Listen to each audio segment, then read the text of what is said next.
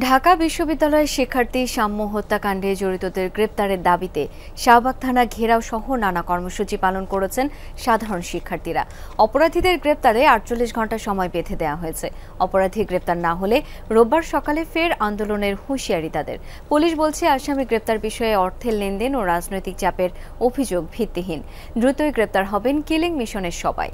গ্লিটারের twin lemon ও antibacterial formula বাসনকে চকচকে জীবাণুমুক্ত করে আমাদের দেয় গ্লিটার গ্যারান্টি।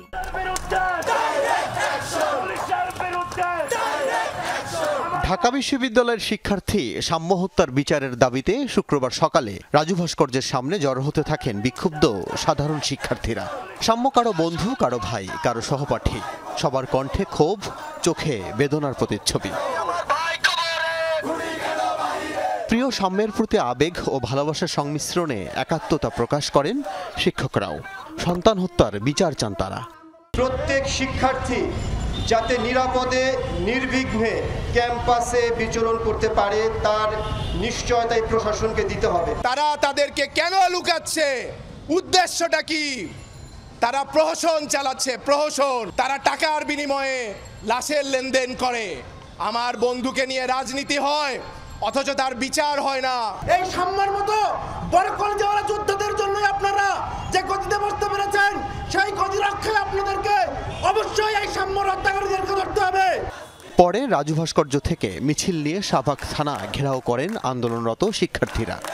একদল দেখা গেছে যে রাজনৈতিক এজেন্ডা বাস্তবায়নের জন্য নেমে গিয়েছে।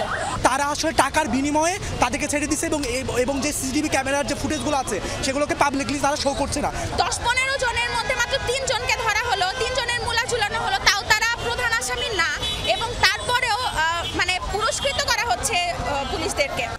শিক্ষক শিক্ষার্থীদের একটি প্রতিনিধি দল সাক্ষাৎ করেন আইন শৃঙ্খলা বাহিনীর কর্মকর্তাদের সাথে।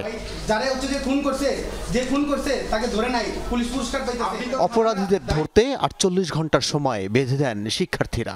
আসামিদের গ্রেফতার না করতে অর্থের লেনদেন, রাজনৈতিক কারণে আসামি না ধরা সহ শিক্ষার্থীদের অভিযোগের বিষয়ে আইন শৃঙ্খলা বাহিনীর বক্তব্য তুলে ধরেন রমনা বিভাগের এডিসি।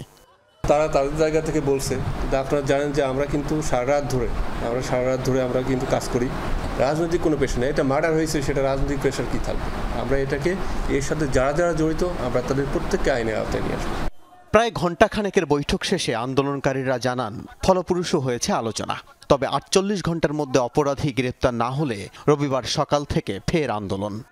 আমরা শাহবাগ থানায় আবার অবস্থান নিব, এবং যদি দেখি সেই অবস্থানে কোনো কার্যকর হচ্ছে না, তাদের মাথা ব্যথা হচ্ছে না, তবে এরপরে এর চেয়ে বড় জায়গায়, এর চেয়ে বড় প্রতিষ্ঠানে আমরা যে অবস্থান কর্মসূচি এবং কঠোর অবস্থান কর্মসূচি। গেল মঙ্গলবার রাতে সোহরাওয়ার্দী উদ্যানে খুন হন ঢাবি শিক্ষার্থী সাম্য। আল আমিন হক, যমুনা নিউজ, ঢাকা।